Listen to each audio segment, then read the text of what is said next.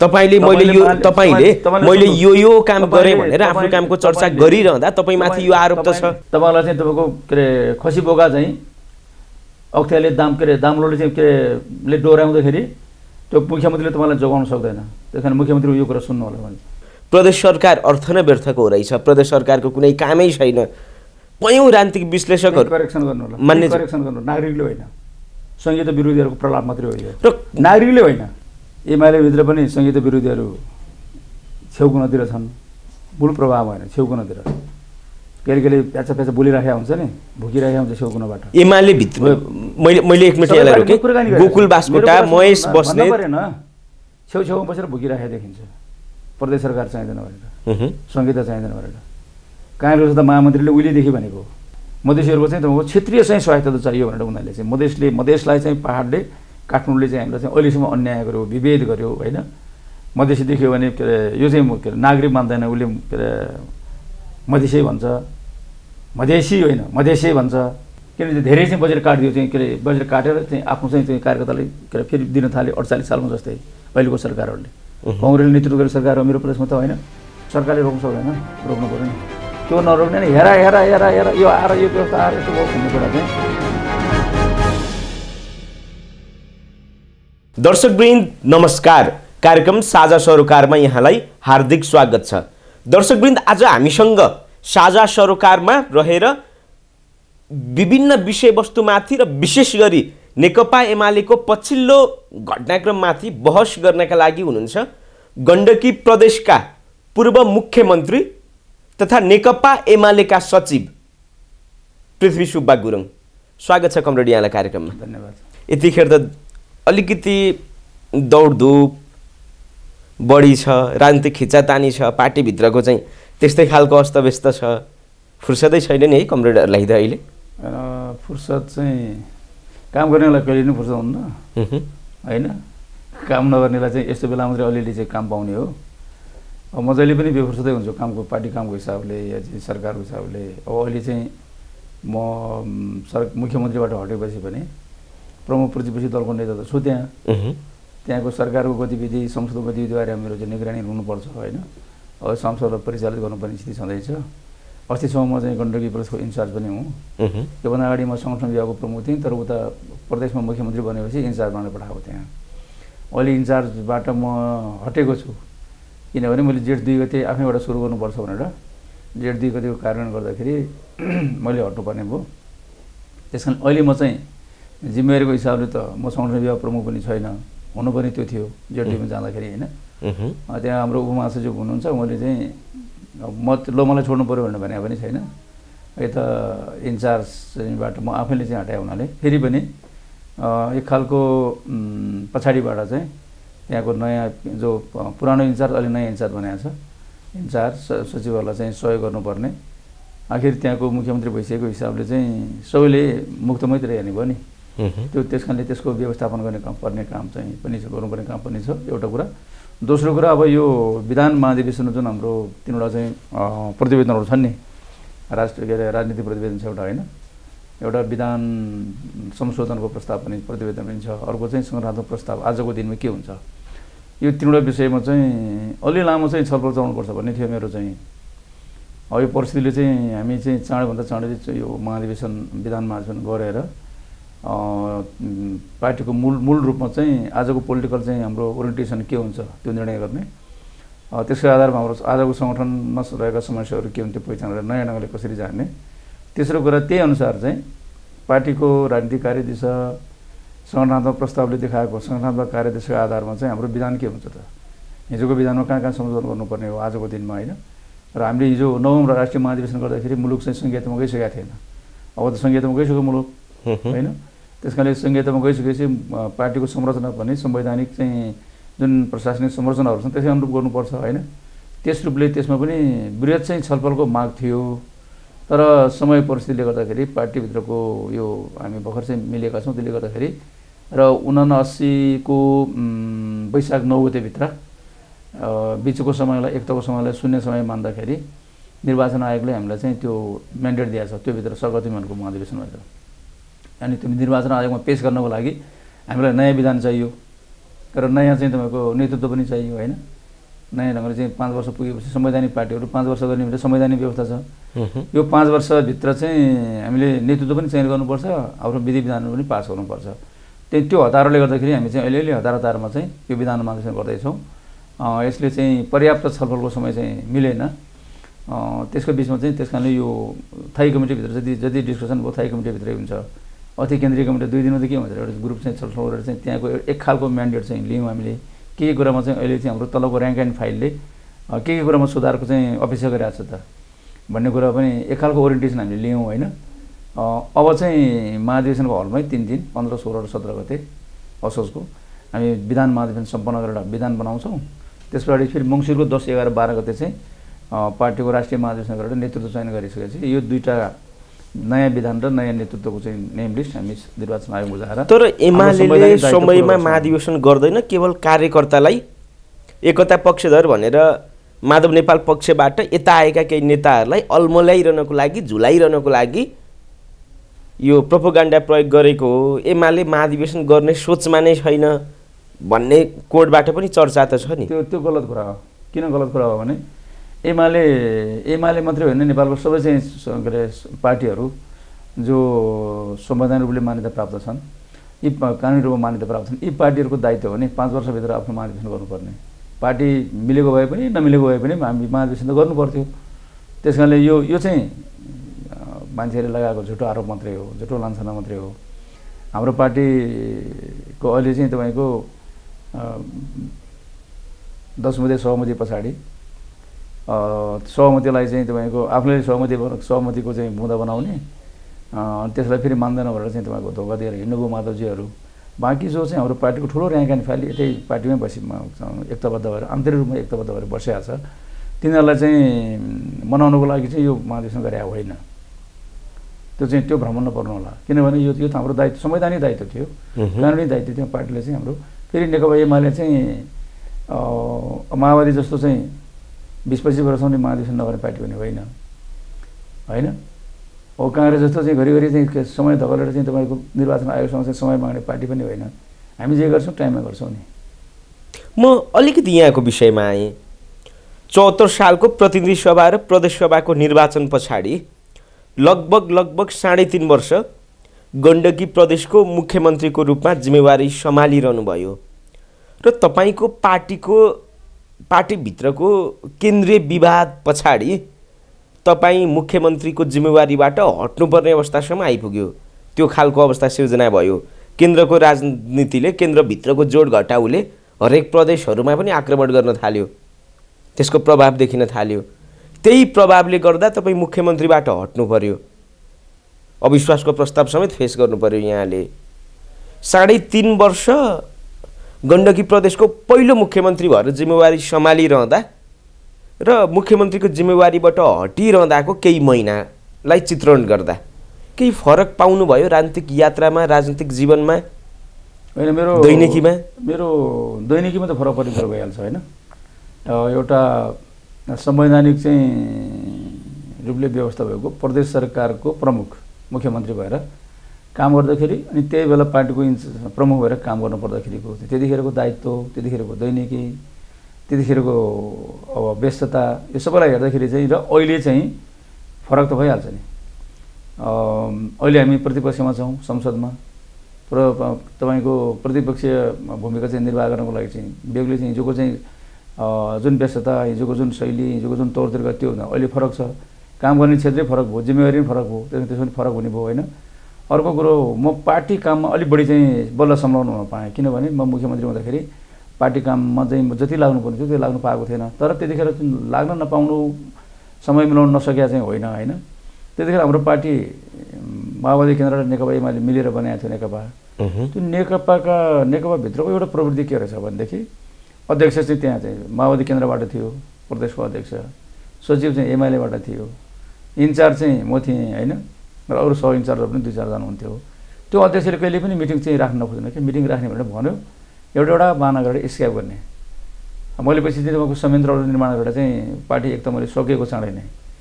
जब तपाईँको जेठमा चाहिँ जेठ 3 गते 75को जेठ 3 गते चाहिँ पार्टी एक त भएपछि दसैँभन्दा अगाडि पार्टी एकताको चाहिँ बाँकी सबै काम सक्ने गण्डकी प्रदेशमा भनेको थिएँ मैले। तर उहाँले चाहिँ पार्टी एकता गराउनै चाहनु भएन कि यहाँ आज पछाडि केन्द्रको कुरा केही कुरा देखाएर त्यो एउटा योजनाबद्ध चाहिँ एकतामा आएको जस्तो बुझियो। रणनीतिक चाहिँ लक्ष्यका साथ यो पार्टी सङ्गठित हुन नदिने, पार्टी चाहिँ व्यवस्थित हुन नदिने, पार्टी क्रियाशील हुन नदिने, एकताको अभियानलाई चाहिँ चाँडै गर्न नचाहने, त्यो चाहिँ त्योभित्र के रहेछ भने एकता भएर चाहिँ चाँडै चाहिँ तपाईँको दुईवटा पार्टीको बिचमा एकता हुन थाल्यो, समन्वय हुन थाल्यो, काम गर्न थाल्यो भने त मान्छेहरू चाहिँ एक आपसमा चाहिँ विश्वास हुन्छ अनि अर्को पार्टीको मान्छेहरू अर्को पार्टीमा घुलमिल हुनसक्छ होइन। र धारका हिसाबले चाहिँ सम्भावना के थियो भने साबिक एमालेका मानिसहरू माओवादीकरण हुँदै जाने चाहिँ कुनै सम्भावना थिएन। माओवादीका साथीहरू चाहिँ जो चाहिँ त्यो युद्ध लडेर चाहिँ अहिलेको चाहिँ नयाँ परिस्थितिमा प्रवेश गरिसकेपछि शान्ति प्रक्रियाबाट जुन आइसकेर अबको चाहिँ कार्यनीति, अबको चाहिँ बाटो, अबको सङ्घर्षका स्वरूपहरू सबै चाहिँ अब हिजोभन्दा भिन्नता छैन। अब एमाले जे ल्याएछ त्यही लाइनमा आइपुग्यो भनेपछि एमालेकरणको चाहिँ ज्यादा डर चाहिँ प्रचण्डलाई थियो। त्यस कारणले गर्दाखेरि कमिटी चाहिँ सङ्गठित हुन नदिने, एकीकृत हुन नदिने, सम्पत्तिहरू एकीकृत गर्न नदिने, हामीले सम्पत्तिहरू पनि एकीकृत गर्ने भनेको थियौँ नि त होइन, कार्यालयहरू व्यवस्थापन गर्ने भनेको थियौँ। यो किन नगर्ने भने त्यहाँभित्र एउटा साइकोलोजी थियो प्रचण्डको र प्रचण्डले त्यही अनुसारको चाहिँ तल निर्देशन दिइरहेको थियो। त्यो भनेको के थियो भने पार्टी काम गर्न थालिहाल्यो भने त यो एमालेकरणको अभियान चाहिँ सुरु भइहाल्छ। हाम्रो जुन चाहिँ शक्ति काम नगरिकन राख्ने, एकता भन्ने काम नगरिकन राखेपछि त आफ्नो शक्ति बसिराख्नु भयो नि।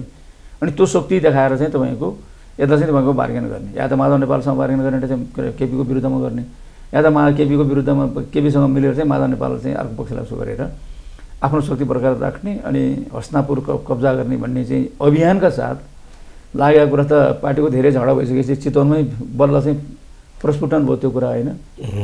नारायण दाहालले भन्नुभयो नि हामी त यो लक्ष्यको साथ आएको, अब चाहिँ त्यो एमाले कब्जा गर्ने चाहिँ रणनीति के अरे हाम्रो पुरा भएको छ, एमालेको ठुलो चाहिँ पङ्क्ति चाहिँ हामीतिर आयो, त्यस कारण अब चाहिँ के अरे यो पार्टी चाहिँ एमाले कब्जा गर्ने हाम्रो रणनीति थियो, एकता गर्दै नै त्यो बल्ल पुरा भयो, अब चाहिँ यसरी लाग्ने भनेर चाहिँ उहाँले अध्यक्षता गर्दाखेरि भन्नुभयो नि।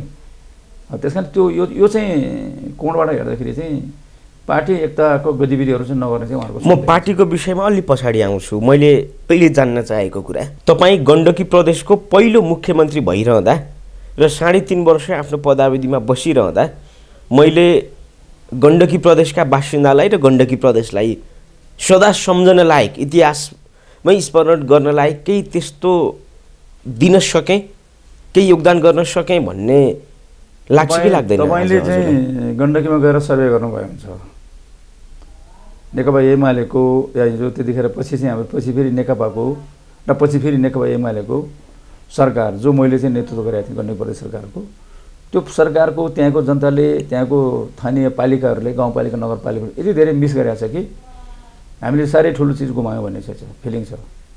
यो मैले चाहिँ यो मेरो भनाइलाई तपाईँले चाहिँ त्यहाँ गएर चाहिँ सर्वे गरेर जस्टिफाई गर्न सक्नुहुन्छ हो कि होइन भनेर, एक कुरा होइन। दोस्रो कुरा चाहिँ एउटा सरकारको हैसियतले, सरकार प्रमुखको हैसियतले गण्डकी प्रदेशको विकासको लागि जे चाहिँ तपाईँको भिजन ल्याउनु पर्थ्यो त्यो भिजन हामीले दिएका छौँ। त्यहाँको चाहिँ 99% भन्न नमिल्ला होइन, मोर देन 90% जनताहरूको चाहिँ काङ्ग्रेस होला, एमाले होला, माओवादी होला, या चाहिँ त्यो समर्थक जनताहरू जति भए पनि बुदागत रूपमा सदा सम्झन लायक एक दुईवटा कामको आज स्मरण गर्दै म भन्छु नि। त्यहाँको जनताहरूको चाहिँ के बुझाइ के छ भने यस्तो भिजनरी के अरे सरकार र यो चाहिँ तपाईँको त्यो भिजनलाई चाहिँ के अरे कार्यान्वयन गर्ने अठोट भएको, इच्छा शक्ति भएको चाहिँ सरकार होइन, अब हामीले गुमायौँ। अहिले बल्ल मान्छेलाई चाहिँ तुलना हुन्छ नि, बल्ल एउटा चाहिँ त्यो फिलिङ छ जनतालाई। दोस्रो कुरा चाहिँ गण्डकी प्रदेश सरकारले हामीले पहिलो एकदम सङ्कट थियो नि, हामी सुरुमा त होइन, सङ्कट त मैले मात्रै बेहोऱ्याउनु, सबै 7वटा प्रदेश बेहोऱ्या हो, न कर्मचारी थियो, न चाहिँ के अरे अफिस थियो होइन, न चाहिँ त्यो कानुन छ, माथिबाट कानुन नबनेको हाम्रो कतिपय कानुन बन्ने कुरा थिएन होइन, कानुन पनि नभएको, कर्मचारी नभएको, स्रोत साधन केही नभएको, त्यस्तो शून्यको परिस्थितिबाट हामी त्यो उठेको र त्यो केन्द्र सरकारसँग पनि हामीले यथोचित रूपमा चाहिँ तपाईँको संवाद प्रतिवाद सबै गरेर भए पनि हामीले चाहिँ आफ्नो ठाउँलाई चाहिँ बलियो बनाउने चाहिँ प्रयत्न गरेको प्रदेश सरकारहरूले। त्यस कारणले त्यो अभियानमा पनि गण्डकी प्रदेश सरकारले नेतृत्व गरेको र सबैलाई जगजाहेर छ होइन। नेपाल सरकारहरूसँगको प्रदेशहरूको चाहिँ सम्बन्ध के हुन्छ भन्ने कुरा पनि हामीले चाहिँ स्थापित गरेको मान्यता भयो र त्यसमा चाहिँ हामीले प्रथम पञ्चवर्षीय योजना, मध्यमकालीन चाहिँ तपाईँको दिगो विकासको लक्ष्य प्राप्त गर्ने योजना र दीर्घकालीन रूपमा चाहिँ हाम्रो विक्रम सम्वत 21 मा चाहिँ गण्डकी प्रदेश कुन ठाउँमा पुर्याउने भन्ने चाहिँ तपाईँको दीर्घकालीन डाक्टर सहितको हामीले प्लानिङ गऱ्यौँ। त्यो प्लानिङ गरेको चाहिँ हाम्रो प्लानिङबाट कतिपय कुराहरू नेपाल सरकारले सिक्यो, नेसनल प्लानिङ कमिसनले सिक्यो। हामीले भनेका कुराहरू चाहिँ समावेश गरेर चाहिँ उनीहरूले चाहिँ आफ्नो प्लानिङ गरे, हामीले पनि त्यो प्लानिङ गऱ्यौँ। त्यस कारणले प्लानिङमा पनि हामी सबै प्रदेशलाई हामीले चाहिँ के अरे गाइड गरेर राखेका हो, स्थिति हो वैचारिक रूपले होइन, व्यावहारिक रूपले। त्यस पछाडि चाहिँ हामीले चाहिँ एउटा नीतिगत निर्णय गऱ्यौँ।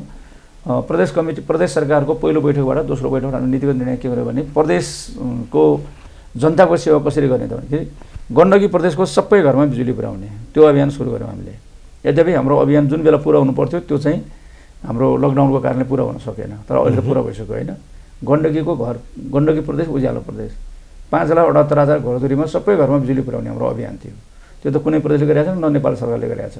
दोस्रो चाहिँ हामीले गण्डकी प्रदेशको प्रत्येक घरमा चाहिँ पानीको धारा पुर्याउने, एक घर एक धाराको अभियान नीतिगत रूपमा चाहिँ त्यो पहिले अलिअलि एनजिओ के एनजिओहरूले काम गर्दाखेरि गरिरहेको छ होइन, स्थानीय पालिकाहरू गरिरहेको छ, तर त्यो सानो वडा लेभलमा थियो। सरकारले नै चाहिँ तपाईँको एक घर एक धाराको अभियान सुरु गर्ने सरकार गण्डकी प्रदेश सरकार हो। हेर्नु होला डकुमेन्टहरू, गण्डकी प्रदेश सरकारले 75 सालमा सुरु गरेको 77 सालमा आएर बल्ल नेपाल सरकारले त्यो चाहिँ पोलिसी पनि लियो होइन। त्यस पछाडि हामीले चाहिँ गण्डकी प्रदेशमा फेरि पनि तपाईँको 14.5% चाहिँ जनताहरू, त्यत्रो चाहिँ तपाईँको पानीको स्रोत भएको चाहिँ ठाउँ हो नि त गण्डकी प्रदेश। सप्तगण्डकी चाहिँ बगेको ठाउँ हो नि, तर त्यस्तो प्रदेशमा पनि जनताहरू चाहिँ अहिले पनि खोलाको पानी, इनारको पानी, कुवाको पानी खाने जनताहरू छन् भन्ने कुरो मलाई आश्चर्य लाग्ला।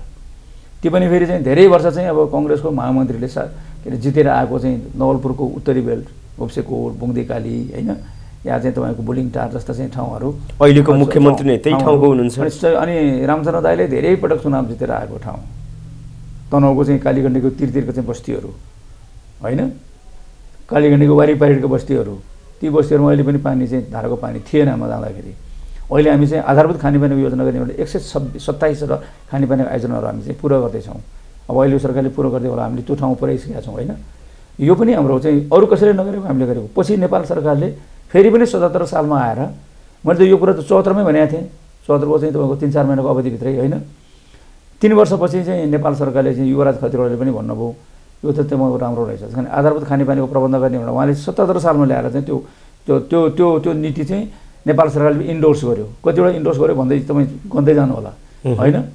त्यहाँ पहिलेको चाहिँ तपाईँको एक घर एक धाराको, अनि एक चाहिँ के अरे प्रत्येक घरमा बिजुली पुर्याउने कुराको, आधारभूत खानेपानीको प्रबन्ध गर्ने कुराको। अनि अर्को हामीले के भन्यो भनेदेखि गण्डकी प्रदेशमा 85वटा चाहिँ पालिकाहरू छन्, एउटा महानगर, 26वटा चाहिँ के अरे नगरपालिका होइन, र 58वटा होला सायद, 58वटा नगर गाउँपालिकाहरू। यतिको सदरमुकाममा पुर्याउने पोखराबाट, प्रदेशको राजधानी पोखराबाट चाहिँ ती सबै के अरे सैद्धान्तिक निर्णय के गर्यो भने सबै पालिकाको सदरमुकाममा 8 मिटर फराकिलो पिच बाटो 5 वर्षभित्र पुर्याउने हाम्रो चाहिँ रणनीतिक लक्ष्य थियो। त्यो अनुसार काम चाहिँ दनादन काम भइरहेको छ होइन। र अर्को कुरा यो पनि नेपाल सरकारले पछि के गर्यो 77 मा आएर 77-78 मा आएर एक निर्वाचन क्षेत्र एक सडक बनाउने भनेर भन्यो, र गाउँपालिकाको सदरमुकाम बाटो पुर्याउने भनेर केपी ओलीले चाहिँ तपाईँको के अरे उद्घाटन गरे हुन्छ नि, अनलाइन उद्घाटन गर्नुपर्ने, शिलान्यास गर्नुपर्ने उहाँले। हामीले गरेको चाहिँ 2.5 वर्षपछि उहाँले गर्नुभएको। त्यस कारण यो चाहिँ तपाईँको केन्द्रीय सरकारलाई सबै कामको बाटो देखाउने त आखिरी गण्डकी प्रदेश सरकार रहेछ। त्यो बाटो देखायो भने यहाँ त राष्ट्रिय विकास समस्या समाधान समितिको बैठक हुन्थ्यो, त्यहाँ मैले यो प्रोग्रामको लागि पैसा माग्थेँ मैले। त्यहाँ यो प्रोग्राममा चाहिँ तपाईँको नेपाल सरकारले पुर्याइरहेको व्यवधान या सडक पुर्याउनु पर्ने सहयोग नगरेको कुरा मैले उठाइरहन्थेँ। मैले अतिरिक्त विशेष अनुदानको लागि समग्र अनुदानको लागि पैसा मागिरहेको हुन्थेँ, त्यो त अनि त्यहाँ अर्थमन्त्री त हुन्थ्यो, अनि विशेष अनुदान मार्फत जति पैसा मागे त्यो चाहिँ त्यो अनुसार चाहिँ यो नीति ठिक पो रहेछ भन्ने कुरा उहाँलाई भयो। उहाँलाई चाहिँ लाज के भयो भनेदेखि चाहिँ यो चाहिँ राम्रो हो भन्ने भन्न त गाह्रो भयो। पछि चाहिँ 77-78 बैठकमा चाहिँ के अरे बजेटमा चाहिँ उहाँले त्यो एक क्याटेगोरीले जाने बेलाको बैठकमा के अरे बजेटमा त्यो कुरा व्यवस्था गर्नुभयो। त्यस कारणले मैले यो कुरा गरेर चाहिँ हामी ठुलो काम गरौँ भन्नु खोजे होइन, हामी भिजनका साथ काम गऱ्यौँ, योजनाका साथ काम गऱ्यौँ होइन। त्यस पछाडि चाहिँ हामीले एक प्रदेशको चाहिँ 36वटा चाहिँ निर्वाचन क्षेत्र, गण्डकी प्रदेशको 36वटा निर्वाचन क्षेत्रमा एउटा निर्वाचन क्षेत्र एउटा सडक, त्यहाँको निर्वाचित मान्यहरूको सिफारिसमा, त्यो पनि हामीले हाम्रो योजना हो। त्यो पनि नेपाल सरकारले 23-77-78 फेरि भनेको छ, गन्दै जानु होला तपाईँ होइन। अनि अर्को कुरा चाहिँ हामीले मैले यहाँलाई एक मिनट रोकेँ। गण्डकी प्रदेशमा 77,000 चाहिँ तपाईँको काठे पोलहरू छन् बिजुलीका।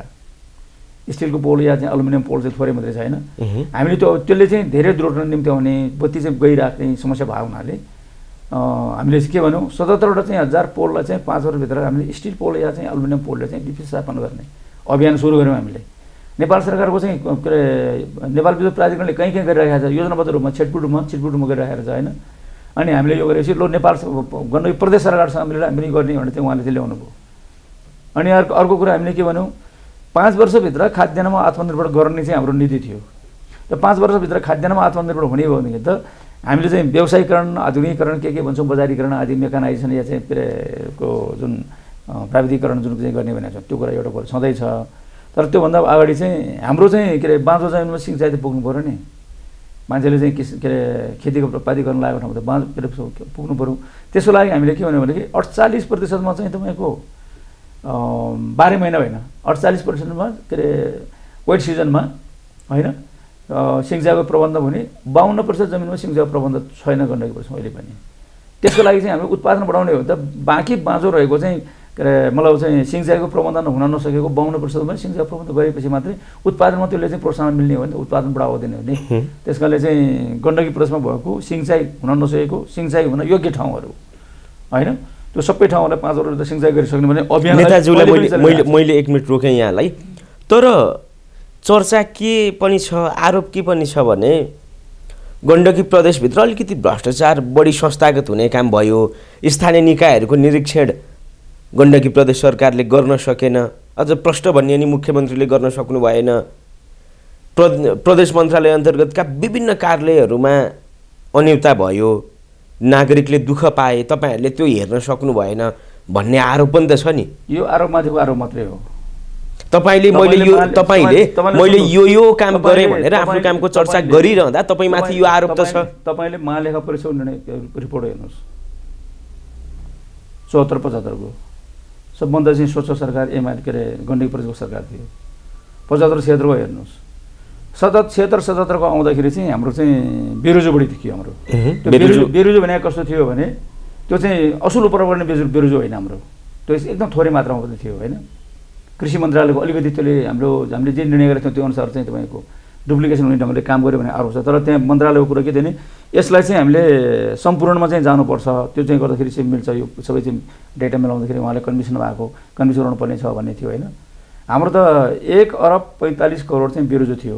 त्यसमध्ये 1 अरब चाहिँ 11 करोड त हाम्रो चाहिँ तपाईँको सडकको योजनाको थियो, सडकको पुलको होइन बहुवर्षीय योजनाहरू थियो। बहुवर्षीय योजनाहरू के छ भनेदेखि त्यो के अरे यो असुल उपल गरेर लिने या नियमित गर्नुपर्ने होइन त्यो बेरोजो। त्यो बेरोजो भने के थियो भने उहाँले जुन बेला चाहिँ तपाईँको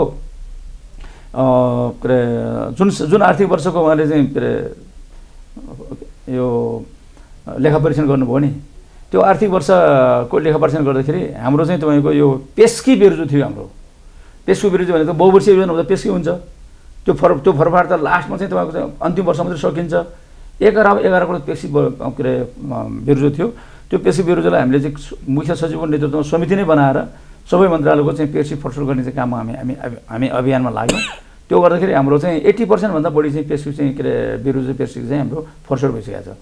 त्यस कारणले त्यो चाहिँ मिथ्यारोप भयो एउटा कुरा। दोस्रो कुरा सुशासनको हिसाबले अहिले पनि म दावा गर्छु सुशासनको हिसाबले नेपाल सरकार र 7 प्रदेश सरकारमध्ये गण्डकी प्रदेश 1 नम्बरको प्रदेश हो सरकार थियो। 8वटा सरकार मध्ये 1 नम्बरको हो। किनभने सुशासनको जे कामहरू गरेका छौँ हामीले जसरी विधि चाहिँ गरेका छौँ हाम्रो हरेक काम चाहिँ ट्रान्सपेरेन्ट छ। कोठामा बसेर एउटा निर्णय गरेका छैन, एउटा हाम्रो मिनिस्टरले मात्रै एउटा निर्णय गरेकै छैन। हामीले त सबैलाई चाहिँ तपाईँको के अरे आह्वान गरेर तपाईँले कुनै समय दीपक मनाङेलाई प्रदेश सरकारको मन्त्री त्यो कुरा त्यो दीपक मनाङ त पार्ट अर्को कुरा हो। तपाईँको यो चाहिँ के अरे जुन रूपमा चाहिँ हामीले काम गर्नु ट्रान्सपेरेन्ट छ हाम्रो सबै काम होइन। नियमित रूपमा चाहिँ सबै कुरा चाहिँ विधि प्रक्रिया मिलाएर कानुन मिलाएर मात्रै गरेका छौँ हामीले। कानुन बिनाको चाहिँ काम चाहिँ त्यो मुख्यमन्त्रीले कहीँ चाहिँ कुनै 1 पैसा दिएको छ भने भन्नु होला तपाईँले। त्यस्तो व्यवस्थित रूपले चाहिँ सुशासनको प्रत्याभूति हुने ढङ्गले डिजिटल चाहिँ प्रदेश बनाउने चाहिँ अभियानका साथ ई गभर्नेन्सलाई चाहिँ प्रोत्साहन दिनुपर्छ भन्ने साथ हामीले काम त गर्दै थियौँ नि। त्यो त त्यसको लागि टाइम लाग्दो रहेछ। त्यो म्यान पावर त हामीसँग छैन।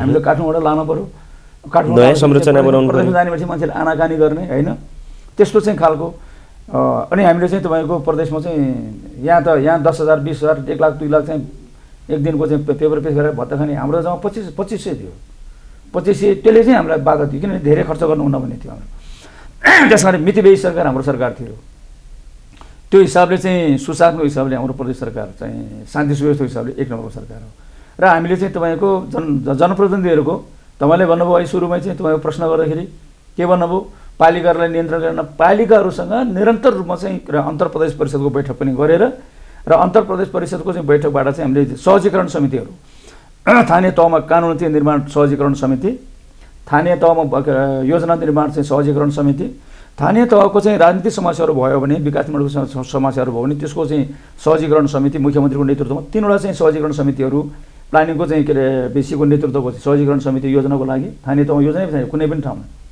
स्थानीय तहले चाहिँ तपाईँको के अरे यो पञ्चवर्षीय योजना या अवधि योजना बनाएकै छैन थोरैले मात्रै 16वटाले बनाएको त्यो 16ले बनायो भने कुनै एनजिओले बनाइदिएको त्यसको अङ्ग नपुगेको त्यसको मापदण्ड नपुगेको चाहिँ ढङ्गले बनाएको तपाईँ 7वटा प्रदेशको चाहिँ हेर्नु होला गण्डकी प्रदेश सरकार पनि त्यस्तो सरकार हो जसले आफ्नो सरकार प्रदेशभित्रको पालिकाहरूलाई चाहिँ योजनाबद्ध विकास गराउनुपर्छ भनेर प्लानिङ गरेर सहजीकरण समिति बनाएर र विज्ञहरू चाहिँ तपाईँको के अरे आयात गरेर हायर गरेर के अरे यो चाहिँ कानुन बनाउने चाहिँ के अरे मलाई यो चाहिँ प्लानिङ बनाउने म अब अलिकति नीतिगत कुरामा आएँ मेरो कुरा सके हैन अवधि योजना बनाउने कुरामा चाहिँ हामी गरेको छौँ गण्डकी प्रदेश सरकार मात्र एक दोस्रो कुरा तपाईँले गण्डकी तल्ला चाहिँ सहजीकरणै गरेन भन्नुभयो गण्डकी प्रदेश सरकारले के भनेको छ मैले बारम्बार चाहिँ अन्तर प्रदेश परिषदको मिटिङ के भने तपाईँहरू चाहिँ अनियमितता नगर्नु होला जुन तरिकाले तपाईँहरू काम गर्दै हुनुहुन्छ धेरै चाहिँ अनियमितता चाहिँ देखिन्छ भोलि तपाईँलाई चाहिँ तपाईँको औथियारले या चाहिँ भोलि चाहिँ के अरे कुनै चाहिँ के अरे अदालतले कुनै चिजले तपाईँलाई चाहिँ तपाईँको के अरे खसी बोका चाहिँ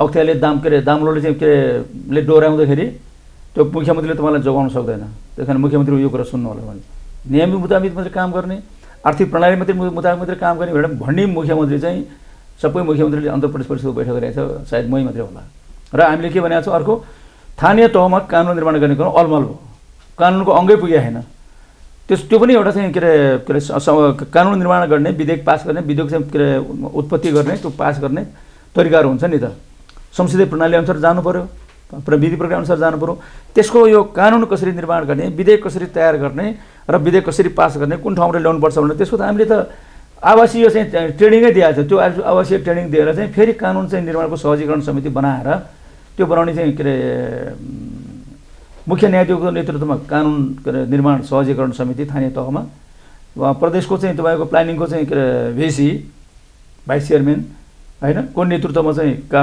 स्थानीय तहमा चाहिँ योजना निर्माणको चाहिँ सहजीकरण समिति र मुख्यमन्त्रीको नेतृत्वमा चाहिँ हामीले विभिन्न बेला मिटिङ गरेर के समस्या छ विकासको कहाँ चाहिँ समस्या छ इआइए निर्माण गर्ने समस्या हो कि जनताले समस्या पाएर कि बजेटको अभाव हो कि या बजेटको ट्रिप्लिकेसन छ नि बजेटको त्यसको चाहिँ कसरी अन्त्य गर्ने भनेर चाहिँ हामीले धेरैपटक गरेर चाहिँ यसरी स्थानीय तहसँग व्यवस्थित रूपले सम्बन्ध स्थापित गर्ने सरकार गण्डकी सरकार मात्रै हो अरू पनि गर्नुभएको छ तर हामीले मात्रै चाहिँ त्यो काम चाहिँ व्यवस्थित रूपले गरेका छौँ भन्ने हो र गण्डकी प्रदेशमा चाहिँ तपाईँको प्रदेशको शासकीय क्षमता अभिवृद्धिको लागि गण्डकी प्रदेशको मान्यहरू गण्डकी प्रदेशको चाहिँ अध्यक्ष उपाध्यक्षहरू पालिकाको गाउँपालिकाको नगरपालिकाको मेयरहरू र यो चाहिँ तपाईँको हाम्रो चाहिँ कर्मचारीहरूको तालिमको प्रबन्ध गर्ने सरकार र आफ्नो तालिम प्रतिष्ठान स्थापना गरेर कोर्स बनाएर चाहिँ अगाडि बढाउने सरकार गण्डकी प्रदेश सरकार मात्रै हो अहिले सबै 6वटा सरकारहरूले या केन्द्र नेपाल सरकारसँग हामीले समन्वय गरेर चाहिँ गरेका छौँ त्यो तालिम कोर्स हामीले निर्माण गरेका छौँ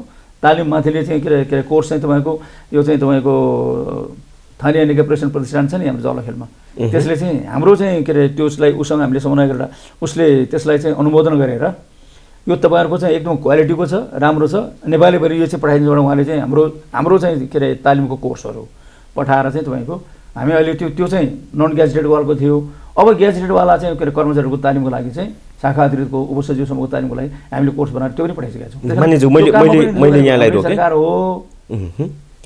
मैले यहाँलाई रोकेँ म अब अलिकति नीतिगत कुरामा आएँ सङ्घीय प्रणालीमा मुलुक पहिलोपल्ट गएको पहिलोपल्ट प्रदेश सरकार बनेको तपाईँहरू प्रदेशको मान्य बन्दै हुनुहुन्थ्यो पहिलोचोटि किनकि 74 सालको प्रतिनिधि सभा र प्रदेश सभाको निर्वाचन पछाडि हामी त्यो मोडलमा गयौँ तर 74 सालको त्यो निर्वाचन र आजको मिति यो छोटो समयको बिचमा नै नागरिकलाई के हुन थाल्यो भने यो सङ्घीयता कामै होइन रहेछ।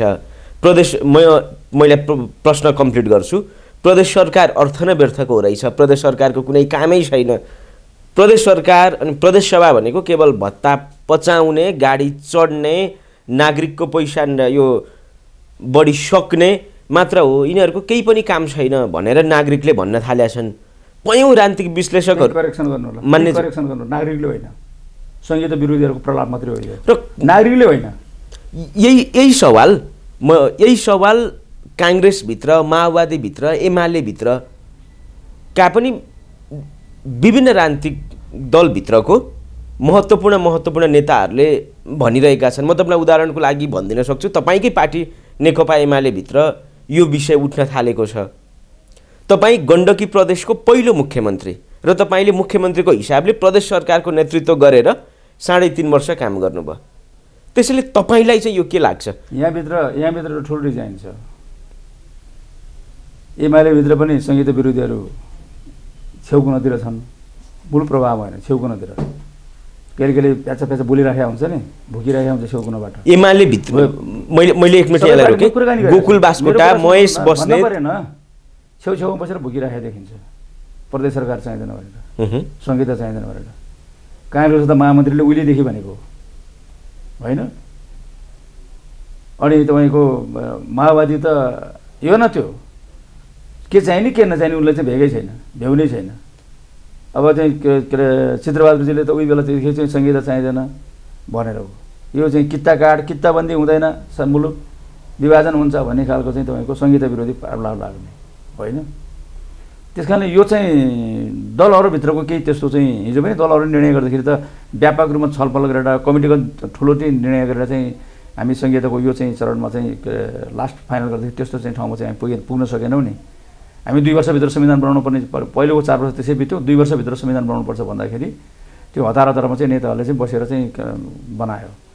हाम्रो चाहिँ तपाईँको संविधान सभाको चाहिँ जुन गठन गऱ्यौँ हामीले निर्वाचनबाट, संविधान सभाले चाहिँ तपाईँको त्यतिखेरको चाहिँ सामाजिक द्वन्द्वहरू के थिए, त्यो सामाजिक द्वन्द्वहरूको द्वन्द्व व्यवस्थापन गर्न ल्याएको एउटा पिस प्रोसेसलाई चाहिँ कार्यान्वयन गर्नको लागि सरकार र माओवादी बिचको सम्झौतालाई 7 दल र चाहिँ माओवादी बिचको चाहिँ 12 मधेस सहमतिलाई कार्यान्वयन गर्नको लागि संविधान सभाको निर्वाचन गरेको होइन। त्यस कारणले चाहिँ त्यो सामाजिक द्वन्द्व जे जुन रूपमा उठेको छ, मुलुकको चाहिँ एकात्मक ढाँचाले सिर्जना गरेको चाहिँ द्वन्द्वहरू, संरचनागत द्वन्द्वहरू र केन्द्रीकृत शासन प्रणालीले स्थापना गरेका शासकीय स्वरूप के अरे प्रणालीमा या स्वरूपमा चाहिँ देखा परेका समस्याहरू र मुलुकमा जुन खालको सामाजिक द्वन्द्वहरू थियो होइन। दलितहरू उहिलेदेखि पीडित थिए। दलितहरूले चाहिँ तपाईँको चाहिँ हाम्रो चाहिँ आफ्नो चाहिँ प्रतिनिधित्वको चाहिँ कुरा उठाउन थाले, आदिवासीहरूले उठाउन थाले। त्यस पछाडि मधेसीहरूले चाहिँ प्रादेशिक उनीहरू मधेसीहरूको भनेको चाहिँ फेरि यो दुईवटा भन्दा अलि अलग हो। मधेसीहरूको चाहिँ तपाईँको क्षेत्रीय चाहिँ सहायता त चाहियो भनेर उनीहरूले चाहिँ मधेसलाई चाहिँ पाहाडले, काठमाडौँले चाहिँ हामीलाई चाहिँ अहिलेसम्म अन्याय गर्यो, विभेद गर्यो होइन। मधेसी देख्यो भने के अरे यो चाहिँ के अरे नागरिक मान्दैन, उसले के अरे मधेसी भन्छ, मधेसी होइन मधेसी भन्छ भन्ने उनीहरूको थियो नि। त्यस कारणले यो सबै कन्सेप्ट महिलाहरूको चाहिँ के तपाईँ महिलाहरूको त त्यो लैङ्गिक रूपले महिलाहरूमाथिको शोषण उत्पीडन चाहिँ हाम्रो 35 सदनमा सत्ताले यति धेरै गरेको थियो। यो सबै चाहिँ सामाजिक समूहहरूको चाहिँ ले आफ्नो कुराहरू चाहिँ अब राज्यले सम्बोधन गर्नुपर्छ उठाइरहेको स्थिति थियो। र यो सामाजिक के अरे द्वन्द्वहरूको व्यवस्थापन पनि गर्ने, राज्यको संरचनागत व्यवस्थापन गर्ने नयाँ ढङ्गले, मुलुकको शासन प्रणालीको व्यवस्थापन गर्ने नयाँ ढङ्गले भन्ने चाहिँ के अरे जुन चाहिँ गुरुत्तर दायित्व बोकेर संविधान निर्माण भएको थियो, त्यो संविधान निर्माण गर्ने क्रममा हामीले यी यावत विषयहरूमा चाहिँ हामीले लामो चाहिँ डिस्कोर्स जसरी छलफल चलाउनुपर्छ छलफल कुनै पनि पार्टीमा चलाएको तपाईँले देख्नुहुन्न नि। नेताहरू भयो, नेताहरूले चाहिँ हतारपत्र चाहिँ नेताहरू बसेर चाहिँ संविधान बनाए। त्यसले गर्दाखेरि चाहिँ हाम्रो चाहिँ प्रश्न नै छैन। कतिपय मान्छेहरू ठुल्ठुलो नेता पनि प्रश्न छैन कि संहिता किन चाहियो, संहिता हामीलाई बोझ हो, संहिता चाहिँ के अरे सडकबाट आएको चाहिँ कुरा हो, उठेको थिएन त्यतिखेर आन्दोलन 3 दिन नेपाल बन्द भएन माग गरेर, मधेसीहरूले चाहिँ तराई बन्द गरे होइन, दलितले महिलाले चाहिँ तपाईँको त त्यस्तो सेक्टरल मुभमेन्टको लागि चाहिँ जुलुस निकाले होला, तर त्यस्तो नेपाल बन्द गर्ने काम त उनीहरूले गरेन। तर त्यो पनि एउटा ठुलो समस्या थियो। अझ कम्युनिस्ट पार्टीले त्यो कुरा सम्बोधन त गर्नै पर्ने थियो। त्यस कारणले गर्दा त्यो सबै चिजहरू सम्बोधन गर्ने बेलामा हामीले पार्टीभित्र व्यापक रूपले छलफल गरेर निष्कर्ष नपुग्यो भने पार्टीभित्र त्यसका अवशेषहरू छन्। संहिता विरोधीहरूको चाहिँ के अरे विचार दृष्टिकोण त्यहाँनिर चाहिँ अवशेष रूपमा रहेको छ कि त्यस्तो कुराले चाहिँ के अरे गर्ने हो। र संहिता विरोधी र यो व्यवस्थालाई नरुचाउने गणतन्त्रलाई नरुचाउने, लोकतन्त्रलाई नरुचाउने, संहिता नरुचाउने राजनीतिक शक्तिहरू नै छ नि यहाँ त उनीहरूले बारम्बार यो कुरा चाहिँ के अरे भनिराखेका हुन्छ।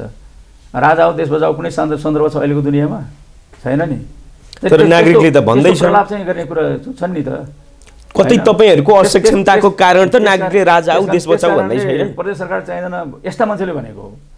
तपाईँ गाउँमा जानुहोस्, आज गण्डकी प्रदेश सरकार चाहिँ हट्दाखेरि गाउँले रोएर बसेका छन्। हाम्रो खानेपानीको धारा चाहिँ के अरे फेरि नआउने भयो घरमा, अब ढिला हुने भयो, कहिले आउँछ? हाम्रो घरमा बिजुली बल्ने कुरा चाहिँ कहिले हुन्छ? हाम्रो के अरे केन्द्रमा चाहिँ तपाईँको के अरे 2-8 मिटर फराकिलो चाहिँ पिच बाटो सरर गाडी आउने चाहिँ स्थिति कहिले हुन्छ? हाम्रो खेत खलिहानमा चाहिँ तपाईँको चक्लाबन्दीको काम सुरु भएको थियो, अनि करार खेतीको चाहिँ अभियान सुरु भएको थियो, सिँचाइको अभियान सुरु भएको थियो, त्यो फेरि चाहिँ डिस्टर्ब हुने भयो। प्रदेश सरकारको अभावमा बल्ल चाहिँ मुख्यमन्त्री चेन्ज भएपछि पनि त्यो प्रदेश सरकार नभएको जस्तो फिल गरे मान्छेहरूले। किनभने धेरै चाहिँ बजेट काटिदियो चाहिँ के अरे बजेट काटेर चाहिँ आफ्नो चाहिँ कार्यकर्ताले के अरे फेरि दिन थाले 48 सालमा जस्तै अहिलेको सरकारहरूले। कङ्ग्रेसले नेतृत्व गरेको सरकार हो मेरो प्रदेशमा त होइन। त्यस कारणले त्यो स्थितिले चाहिँ जनता अहिले चाहिँ तपाईँको बरु नेपाल सरकार नभए आफ्नो नभए पनि केही पनि थिएन, तर प्रदेश सरकार त नजिकको सरकार थियो, हामीलाई हेर्न आउँथे। यहाँ चाहिँ तपाईँको चाहिँ के अरे मन्त्रीहरू आउँथे, सांसदहरू आउँथे, स्थानीय तहसँग चाहिँ उनीहरूले चाहिँ के अरे केन्द्रले भन्दा बढी चाहिँ कोअपरेसन गर्थे। तर त्यो सरकार चाहिँ यो त चाहिँदो पो रहेछ। प्रदेश सरकारले त धेरै काम पो गरिरहेको रहेछ।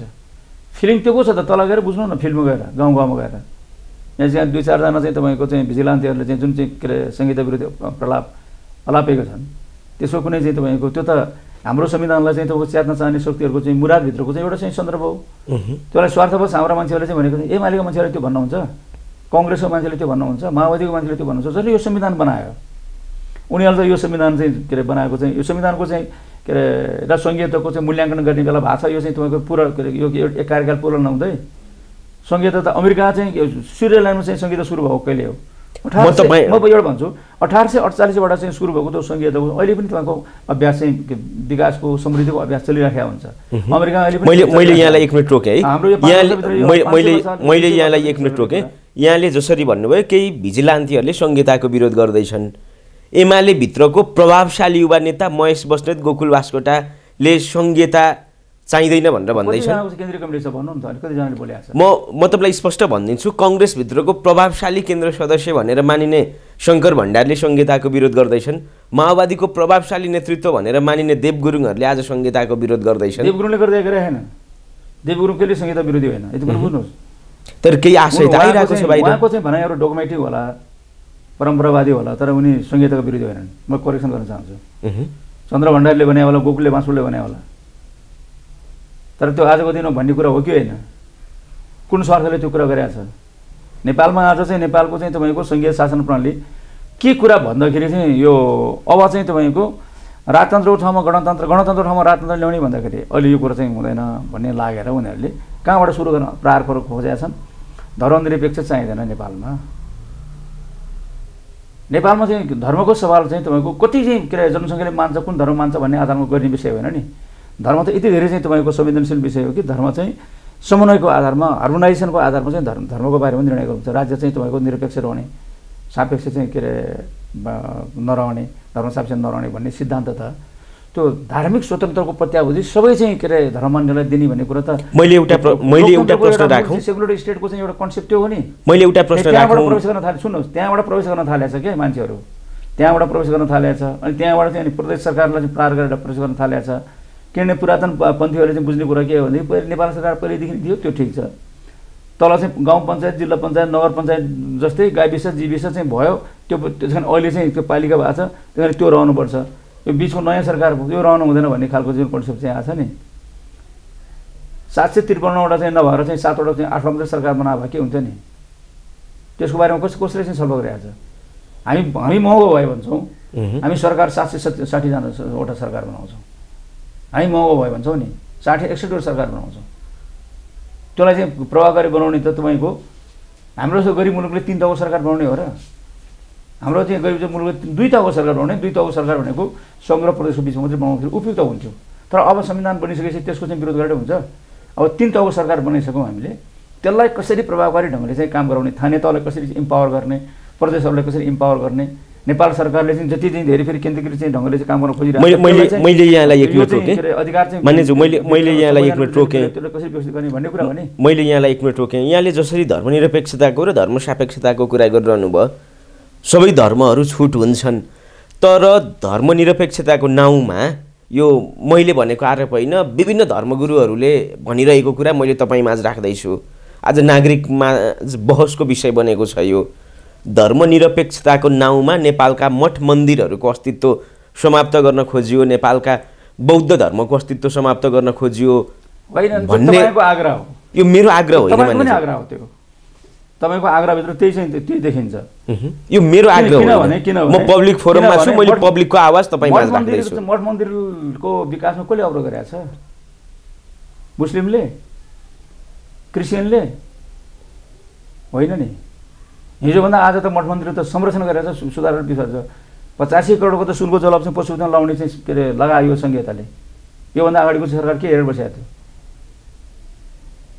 अनि यत्रा चाहिँ त्यो ठुल्ठुलो चाहिँ गुम्बाहरू बनेका छन् यो चाहिँ संहिताभित्र अनि हिन्दू र चाहिँ बुद्धको मात्रै मुलुक हो र यो बौद्ध मार्गको मात्रै मुलुक हो र हिन्दूहरू मात्रै हो र यहाँ त हामीले संरक्षण गर्ने त बुद्धिस्टहरू चाहिँ के अरे हिन्दूहरूलाई यहाँ संरक्षण गर्नै परेको छैन उनीहरू त्यसै चाहिँ तपाईँको चाहिँ के अरे उसमा छन् नि सारा सुविधाहरू लिएर बसेका छन् नि तर आज त एनजिओ र आइएनजी को नाउँमा विभिन्न गाउँहरूमा विभिन्न गरिब बस्तीहरूमा छिरेर जबरजस्त धर्म परिवर्तन गराउने काम भइरहेछ तपाईहरु टुलु हेरेर बस्नु भएको छ मैले सुरुमै यो तपाईको पनि आग्रह भनेर भनेको तपाईँ अहिले पल्ल चाहिँ दोस्रो प्रश्नमा तपाईले आफ्नो आग्रह राख्नुभयो तपाईको आग्रह के छ भने तपाई हिन्दू कम्युनिटीबाट आएको मान्छे म बुद्ध मार्गीबाट आएको मान्छे मेरो परिवार जसो बुद्ध धर्म मान्छन् नि हिन्दूहरु पनि हिन्दूको पनि धेरै कुरा मान्छौँ हामी नेपालको बुद्धिस्टहरू होइन दशैं तपाईले भन्दा मैले बढी मान्छु होला हैन तर के हुन्छ भने यो चाहिँ बुद्ध बौद्ध मार्गीहरुमा हिन्दू के अरे हिन्दूवादीहरुमा चाहिँ हिन्दू मार्गीहरुमा चाहिँ के छ भनेदेखि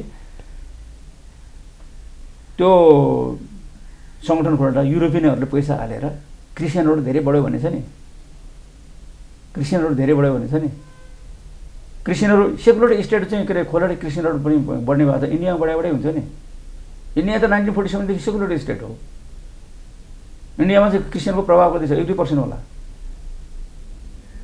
हामीले चाहिँ तपाईको चाहिँ के छ भने राज्यले चाहिँ जसरी व्यवस्था गर्छ राज्य के हेरेर बस्ने अनि त्यसको दोष चाहिँ तपाईको चाहिँ के अरे धर्मलाई दिने के अरे हाम्रो संविधानलाई दिने यो चाहिँ तपाईको विकासको नाउँमा गरिबलाई चाहिँ सहयोग गर्ने नाउँमा जसरी क्रिस्चियनको चाहिँ प्रचार भइरहेछ भने चाहिँ हाम्रो चाहिँ सोचाइ छ त्यसलाई रोक्न त सरकारले कसले सिकाएको छ सरकारले रोक्नु परेन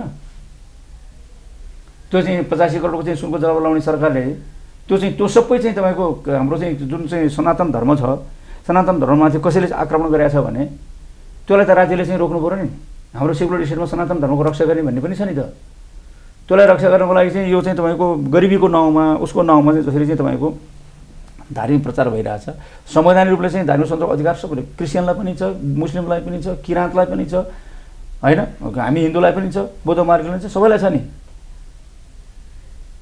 त्यसैले आफ्नो कुरा चाहिँ के अरे अभिव्यक्त गर्ने त्यहाँ कि त्यो चाहिँ अहिले च्याउ जसरी चाहिँ तपाईको चाहिँ फैलिरहेछ नि तपाईको यो संगठनहरु त्यसले जसरी प्रचार गरिरहेछ गाउँमा अहिले चाहिँ तपाईको चर्चहरु खुल्न थालिसक्यो मान्छेलाई चाहिँ म चर्च खोल्छु भनेर भन्न पाउँछ तर त्यो चर्च खोल्ने कुरामा चाहिँ अवैधानिक रूपले चाहिँ रकम चाहिँ के अरे उस गर्ने सारा चाहिँ तपाईको उस गर्ने बाइबल वितरण गर्नलाई पैसा खर्च गर्ने त्यो काम पो रोक्नुपर्छ त त्यो काम रोक्ने के सरकारले कहिले भनेको छ त्यो संविधान अन्तर्गत काम होइन सरकारले त्यो रोक्नु परेन एउटा चाहिँ के अरे समाज कल्याण परिषद के हेरेर बस्छ अनि त्यो समाज कल्याण परिषदमा दर्ता नगरिकन कोही कम्ती संस्था गएको छ भने त्यसलाई रोक्नु पर्दैन आफ्नै हातमा चाहिँ त्यो सिडिओ के हेरेर बस्छ संस्था दर्ता गर्ने सिडिओ गण्डकी प्रदेशको सरकारको नेतृत्व यहाँले गरिरहँदा त्यो काम रोक्ने प्रयास यहाँले चाहिँ गर्नुभयो त्यो क्रिस्चियनले गरे भए पनि त्यो उसले गरे पनि रोक्नु परेन थियो रोक्ने ठाउँमा आफै छ आफै नरोक्ने यी चाहिँ बोल्ने मान्छेहरू सबै मन्त्री हुने एक ताकाको त्यो मन्त्रीहरूले गर्नु पर्दैन आफ्नो मन्त्री परिषदमा त्यो प्रस्ताव लगेर यो अचाकले भयो यो चाहिँ धर्मको नाउँमा चाहिँ हाम्रो चाहिँ राजनीतिकरण धेरै भयो विकासको नाउँमा चाहिँ धर्मको काम धेरै भयो होइन मान्छेले स्वतन्त्र ढङ्गले आफ्नो धर्म मान्न पाउने स्थिति बनेन करकाव गर्ने फकाउने कामहरू धेरै भयो भने चाहिँ सरकारले रोक्न सक्दैन रोक्नु पर्यो नि त्यो नरोक्ने नि हेरा यो आएर यो व्यवस्था आएर यस्तो भयो भन्ने कुरा चाहिँ कहाँबाट चाहिँ सुरु गरिरहेको छ मान्छेहरूले भनेदेखि त्यो ठाउँ मान्छेको संवेदनशीलता बुझेर त्यो ठाउँबाट प्रवेश गरेर नेपालको संविधान 2072 मा जुन बन्यो त्यो संविधानलाई चाहिँ तपाईको च्यात्ने, त्यसको अपराध संहिता देखाएर, त्यसको सन्दर्भ देखाएर यसको यहाँबाट पस्ने जे चिजबाट चाहिँ पस्न सुरु हुन्छ त्यहीँबाट पस्ने त हो नि।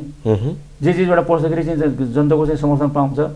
किनभने यहाँ त चाहिँ हिसाबै गर्ने भने त हिन्दू र मुस्लिम के अरे बौद्ध मार्गी मिसिने बित्तिकै 80% भन्दा बढी हुन्छ होइन। त्यो हिसाबले गर्दाखेरि चाहिँ तपाईँको 90% नै होला।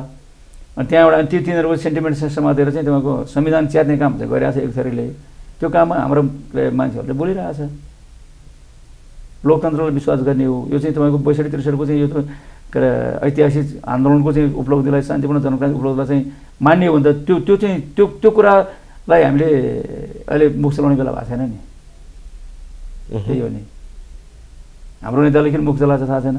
अहङ्कार प्रकट हुन्छ बेला बेला मान्छेहरूको, अहङ्कार, त्यो धार्मिक अहङ्कार, त्यो उच्च जातीय अहङ्कार, यो चाहिँ त्यो या चाहिँ तपाईँको आफ्नो वर्गीय अहङ्कार के हुन्छ नि हामीले, या राजनीतिक अहङ्कार, या चाहिँ तपाईँको कहिले कहिले के हुन्छ नि के कुरा भन्दाखेरि चाहिँ धेरै मान्छेले हो भन्छ पपुलारिटीको लागि, लोकप्रियताको लागि चाहिँ पब्लिक कन्जम्सनको लागि, आज संहिताको धर्मनिरपेक्षताको विरोध गर्नेहरू नागरिक खपतको लागि भनेर चाहिँ आफू चाहिँ लोकप्रिय हुने चाहिँ नेताहरूको पनि कमी छैन नेपालमा।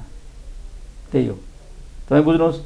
त्यही बेला चाहिँ के अरे बाह्य शक्तिले के भनिरहेछ, त्यही बेला चाहिँ तपाईँको कसरी स्वर मिलेको होला। रविन्द्र मिश्रको चाहिँ के सरकार छ चाहिँ के अहिले चाहिँ उहाँको चाहिँ त्यो उसमा चाहिँ छ र पार्टी, आफ्नो पार्टी चाहिँ बचाउने कुरा पो छ त उहाँको।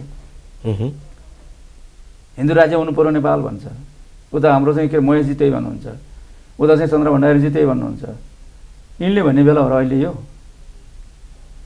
होइन नि, केवल पब्लिक कन्जम्सनकै लागि बोलिएको शब्द हो त होइन। मैले 4-5 शब्द प्रयोग गरेँ त्यसैको लागि हो। पछिल्लो छलफल चाहिँ हाम्रो धेरै प्रचारमा ल्याइरहने छलफल गरिरहने विषय होइन। तर मैले चाहिँ एउटा चाहिँ के करेक्सन गर्न चाहन्छु भने हाम्रो अहिलेको संविधानमाथि प्रश्न उठाउने बेला भइसकेको छैन। धेरै मान्छेहरू तपाईँलाई थाहा छ हामीले के चाहिँ के अरे समस्याहरू भोग्यौँ यो संविधान चाहिँ जारी गर्ने बेलामा। संविधान जारी गरेपछि के समस्याहरू चाहिँ हामीले भोग्यौँ होइन। र आज यत्रो ठुलो उपलब्धिको साथ यति धेरै मान्छेले बलिदान दिएर ल्याएको चाहिँ यो संविधान जसले बनायो उसैले चाहिँ त्यसमाथि चाहिँ त्यसको औचित्यमाथि प्रश्न उठाउने बेला भएको छ र भएको छैन। त्यस कारणले चाहिँ हामी जोसुकै चाहिँ व्यक्तिगत लाभको लागि होस् या चाहिँ पार्टीगत लाभको लागि होस् बोल्ने बेला भएको छैन हामीले त यो संविधानलाई चाहिँ संविधानको चाहिँ यसको चाहिँ सान्दर्भिकता, यसको औचित्य आजको चाहिँ दिनमा चाहिँ तपाईँको अझै पनि के अरे बढ्दै गएको देख्छु मैले। त्यस कारणले अहिले नै के अरे मान्छे मलाई के अरे मन पराएन भनेर चाहिँ त्यसमाथि प्रश्न उठाउने बेला भइसकेको छैन। तर राज्यले चाहिँ के अरे यो संविधानमाथि उठेको प्रश्नहरूको जवाब दिने कुरामा काममा चाहिँ आफ्नो काम गरेर देखाउनुपर्छ। यो कुरा यसरी ठिक हो भन्ने कुरा प्रदेश सरकारहरू चाहिँदैन भने प्रदेश सरकार चाहिन्छ यस कारणले भनेर चाहिँ त्यो सबै प्रदेश सरकारले त्यस ढङ्गले काम गर्नु पऱ्यो नि। लालबहादुर रावतलाई हेरेर सबै मुख्यमन्त्री मूल्याङ्कन गर्ने चाहिँ दृष्टिकोण पनि छ हाम्रो होइन। हाम्रो काठमाडौँको धेरै मान्छेको चाहिँ विचार लालबहादुर रावतको विचारसँग मिल्दैन नि। म चाहिँ मेरो विचार पनि कतिपय चाहिँ केन्द्रीकृत शासन प्रणालीको विरुद्धमा विश्लेषण गर्नेहरूले त पृथ्वी सुब्बा गुरुङलाई हेरेर पनि त विश्लेषण गरिरहेछन्। विरोधी हुँ म पनि, सङ्घात्मक सङ्घीय शासन प्रणालीको चाहिँ पक्षधर हुँ म होइन। त्यसले मात्रै नेपाललाई चाहिँ समृद्ध बनाउन सक्छ। सबैको चाहिँ हामीले चाहिँ लिक्वानियरबाट सिक्नु पऱ्यो, हामीले माथिबाट पनि सिक्नु पऱ्यो। सुरुका दिनमा त्यहाँ के अरे सिङ्गापुरमा ठुलो चाहिँ जातीय दङ्ग थियो। त्यो जातीय दङ्गले कसरी मिलायो चाहिँ लिक्वानीले, माथिरले चाहिँ यहाँ काठमाडौँ आएर चाहिँ हाम्रो के अरे संविधान जारी भएपछि काठमाडौँ आएर भन्नुभएको छ माथिरले मैले एउटा काम गरेँ त्यो तपाईँले पनि त्यो काम गर्नु होला भने उसले सन्देश दियो। त्यो भने के थियो भने म जुन मेरो प्रधानमन्त्री भएको थिएँ मेरो देशमा चाहिँ जातीय लडाइँ नै थियो। हाम्रो त जातीय अहिले हाम्रो त यहाँ त आफ्नो चाहिँ जुलुस मात्रै छ या वैचारिक रूपले विचारको रूपले मात्रै हामी चाहिँ अलिअलि एक अर्कोले फरक चाहिँ के अरे खण्डन गर्छौँ होइन। त्यहाँ त मारामुरी चलेको थियो। चाइनिजहरू, मलेहरू, इन्डियनहरू तीन थरी मान्छे थिए नि त्यहाँ। यिनको बिचमा जातीय दङ्गा, जातीय युद्ध भड्केको ठाउँ त्यहाँ सिङ्गापुरमा पनि। उहाँले त्यसलाई चाहिँ बिस्तारै बिस्तारै कसरी मिलाउनु भयो। मले चाहिँ अहङ्कारवादको चाहिँ अन्त्य गर्नुभयो भन्ने भनेको छ उहाँले। मले अहङ्कारवाद कहाँ थियो र थाहा नै भनेर चाहिँ त्यसले उसले अहङ्कार चाहिँ प्रकट गरेर चाहिँ उहाँको चाइनिजहरूलाई चाहिँ के गर्न नदिने, इन्डियनहरूलाई चाहिँ पनि इन्डियनले हामी पनि यो मुलुकको नागरिक भइसक्यो भनेर चाहिँ मैले चाइनिजहरूले चाहिँ उस गर्ने अनि जनता थियो। मैले के गरेँ दुईवटा काम गरेँ मैले। एउटा सत्तामा सबैको सहभागिता, सबैको अनरसिप, यो सत्ता सबैको हो भन्ने कुरो, सबै तिनैवटा जातिको हो भन्ने कुरो फिलिङ दिलाएँ मैले। अनि अब स्रोतमा चाहिँ सत्ता मात्रै होइन स्रोतमा पनि नेपालको जति के अरे मलेसियाको जति स्रोत छ स्रोतमा पनि मैले चाहिँ सबै तीनवटै चाहिँ जातिको चाहिँ तपाईँको अधिकार हुन्छ भन्ने कुरा चाहिँ स्थापित गरेँ मैले। त्यस कारणले सत्ता र स्रोतमा हामी सबै मलेहरूको दीपक मनाङेलाई तपाईले मन्त्री परिषदमा गण्डकी प्रदेशको मन्त्री परिषदमा लिएर आइरहँदा मले के को चाहिँ तपाईँको मलेहरूको चाहिँ अनि के अरे चाइनिजहरूको चिनिया चाहिँ मलेसियनहरूको र इन्डियन मलेसियनहरूको चाहिँ राज्य हो यो मुलुक हो र यो स्रोत र साधनमा सत्तामा चाहिँ सबैको सहभागिता रहन्छ भन्ने कुरो स्थापित गरेर शान्ति भयो, त्यो जातीय दङ्ग अन्त्य भयो। अनि त्यो जातीय दङ्ग अन्त्य भएको हुनाले मलेसियामा चाहिँ अहिलेको चाहिँ समृद्धि सम्भव भयो भनेको छ। लिग वानले पनि त्यही भने, लिग वानले के चाहिँ पीडाहरू भोग्नु पऱ्यो। हामी पनि अहिले त्यही चाहिँ चरणमा छौँ नि। सुरुमा चाहिँ हामी नयाँ चाहिँ के अरे संविधान जारी गरेर नयाँ सिस्टममा जान खोज्दैछौँ हामी। यो सुरुको दिनमा यस्तो हुनु चाहिँ हाम्रो पार्टीभित्रको चाहिँ के अरे कमरेडहरूले भने होस् या चाहिँ माओवादीको कमरेडहरूले भने होस् या चाहिँ नेपाली काङ्ग्रेस मित्रहरूले भनेको होस्, जसले भने पनि त्यो भन्ने ठाउँ त छ अहिले। किन त्यसमा हामीले सबै चाहिँ छिनबान गरेर यसमै जाने भनेर चाहिँ ठुलो सल्लाह गरेर त गएको छैन।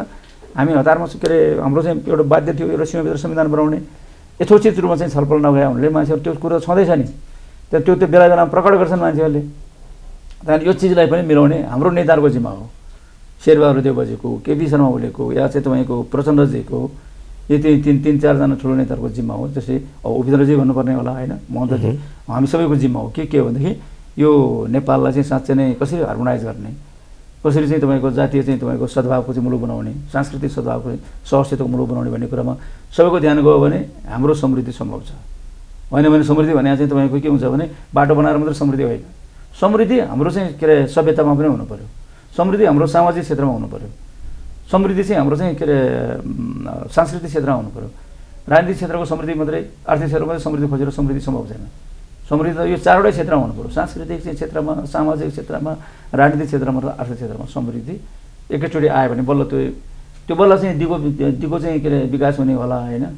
हामी त्यो ठाउँमा छौँ क्या। त्यस त्यो ठाउँमा चाहिँ हुँदाखेरि यो चिजलाई चाहिँ तपाईँको डिस्टर्ब गर्ने चाहिँ तत्त्वहरू छन् भने त्यसको चाहिँ तपाईँहरू जस्तो मिडियाले त्यस्तो चाहिँलाई चाहिँ हामीले डिस्कार्ड गर्नुपर्छ। त्यस्तो चिजहरूलाई कसरी हाम्रो मुलुकलाई समृद्ध बनाउने, समृद्ध बनाउनु चाहिँ यो अभियान हो। कसैले पनि अहङ्कार प्रकट नगर्ने, कसैले पनि सङ्कीर्णता प्रकट नगर्ने। सानाले सङ्कीर्णता प्रकट गर्छ, यसो भएन उसो भएन दुखेसो गर्छ। ठुलोले चाहिँ यति पनि नमान्ने, हाम्रो कुरा नै नमान्ने, यो नभए के हुन्छ, हामी ठुला छौँ, हामी धेरै छौँ भन्ने चाहिँ अहङ्कार प्रकट गऱ्यो भने यो डाइभर्स सोसाइटीमा जहिले पनि विवाद हुन्छ। डाइभर्स विविधताभित्र एकता कायम गर्ने कुराको एउटा चाहिँ कडी हो सङ्घीयता। त्यो सङ्घीयतालाई सफल पार्यो भने हाम्रो चाहिँ यो जुन डाइभर्स सोसाइटी छ त्योभित्र युनिटी हुन्छ, हार्मोनाइजेसन हुन्छ होइन। अनि तपाईँको चाहिँ के अरे यो साम्प्रदायिक सद्भाव कायम हुन्छ। किन यो मुलुकमा चाहिँ मधेसीले चाहिँ यो चाहिँ काठमाडौँ राज्य मेरो हुँदै होइन भन्ने फिलिङ भइरहन्छ जेलसम्म। मुलुकमा त द्वन्द्व भइरहन्छ नि होइन। अनि मधेसीलाई नि के भन्नु पऱ्यो हामीले, काठमाडौँले चाहिँ सबैलाई न्याय दिन्छ, हिमालको होस्, पहाडको होस् या मधेसको होस्, तिनै के अरे भूगोलको चाहिँ नागरिकहरू चाहिँ नेपालका नागरिक हुने कुरो अनुभूति हामीले दिनु पऱ्यो। पूर्वको होस् या पश्चिमको होस्, कर्णाली पारीको चाहिँ नागरिक एउटा अनुभूति छ, कोशी पारीको नागरिक अर्को अनुभूति छ। कोशीको होस्, गण्डकी होस् या कर्णालीको, महाकालीको होस् या चाहिँ मेचीको, सबै जनताहरू, हिमालको होस् या चाहिँ मधेसको या पहाडको, सबै जनताहरू चाहिँ यो मुलुकको चाहिँ नागरिक हुन्। उनीहरू सबैलाई चाहिँ समान अधिकार छ। सबै राज्य सत्तामा सबैको सहभागिता छ, सहभागिता हुन्छ। सांस्कृतिक रूपमा चाहिँ यो राज्य चाहिँ सांस्कृतिक रूपमा चाहिँ तपाईँको सद्भाव चाहिँ काम गर्न, सहजता कायम गर्ने लागेको राज्य हो होइन। जातीय चाहिँ दङ्ग होइन, जातीय चाहिँ तपाईँको सद्भाव कायम गर्ने राज्य हो भनेर चाहिँ त्यो म्यासेज नदिकन त हाम्रो मुलुकमा चाहिँ समृद्धि सम्भवै छैन नि। त्यो आज आवश्यक हो। त्यसैले तपाईँहरूको पनि भूमिका हुन्छ, मिडियाको पनि। हाम्रो यो मुख्य मिसन यो हो भने यसलाई प्राप्त गर्नको लागि यो कहिले कहिले भड्किन्छ नि, त्यो भड्किने चिजलाई चाहिँ झन् भड्काउँदैन। बाँदरले के अरे घाउ कोट्याए जस्तो गर्नुहुन्न, चाटे गरेर कोट्याए गरेर बाँदरले चाहिँ त्यो घाउलाई झन् ठुलो बनाए जस्तो जुन चिज हामीले चाहिँ हाम्रो मुलुकको चाहिँ समृद्धिको लागि घाउ बनेर आएको छ त्यो चिजलाई चाहिँ हामी त अपरेसन गर्नुपर्छ, टालटोप्लो गर्नुपर्छ। अनि त्यो उसको सिलाउनु पो पर्छ त्यसलाई। त्यो भन्न खोजेको। यो महत्त्वपूर्ण समय र संवादको लागि यहाँप्रति आभारी छ।